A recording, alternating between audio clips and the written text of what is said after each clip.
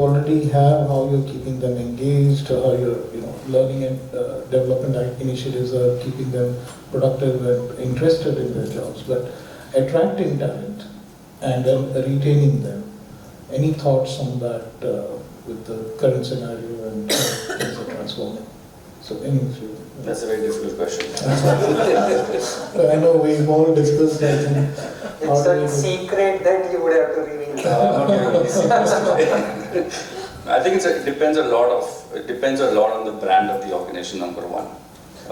Number two, I think it also depends on a lot of external visibility points that a candidate has. Glassdoor, for example. Not that I really subscribe to Glassdoor because it's totally anonymous and you don't know what people say and write and you have no control. But the brand and the touch points that people have in the market, I think plays a lot of difference. The other one I think is really a very, very strong aspect of the talent acquisition of the hiring team. The experience that I get, even if I'm not selected, do I get an email or a call? From the time that my offer goes out to the time that I'm onboarded, is there a periodical connection? And I'm not talking about sending flowers and chocolates home. I don't think that really has too much of an impact. But having some method of connect and having a positive experience, whether it's talking to somebody in the organization before I join, or things like that, I think make a lot of difference. So that's one aspect that on the hiring side. On the attraction side, Chandra, I think there are many things that people are doing which are working well. One thing that is not really working is, like you said, having these 6-month and once a year performance reviews. People want to know on an ongoing basis how they're doing. And I think, there are various tools and platforms. We've designed one at Harbinger where every month the manager and the direct have to have a talk, have to have at least 30-minute connect, where I will know how I'm doing on my goals.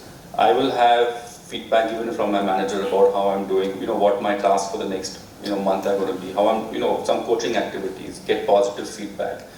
And all this is visible to me. So transparency, accountability is at the forefront of this particular tool. And the important thing is there is no surprise. And the traditional pitfalls of the performance review process of, filling up a form in 12 months in between 6 and 6:30 because my window system is going to get locked at 6:30. We all know how wonderful those kind of systems work. Or taking feedback from my manager who happens not to be in the same company anymore. What am I going to do if manager's left the company? So all these things really make a difference to the employee. And if the employee can, on an ongoing basis, know how he or she is doing, create that dialogue, have the dialogue with the manager, and create that element of trust and transparency. I think that is where I think the mic is gone, but it's okay. Mic come again. It's okay. This is fine. Thank you. No, it's okay. So I think that's basically where the engagement factor is, and that I think really aids in a lot of retention between the employee and the manager.